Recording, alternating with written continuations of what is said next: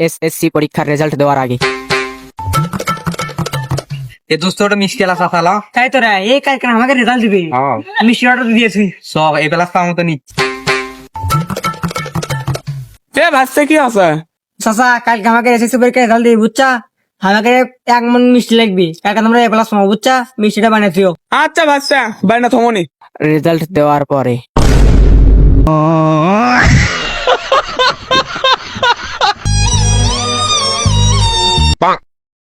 আমায়ও হবি আছে ভাই এমন মিষ্টি অর্ডার রাখি।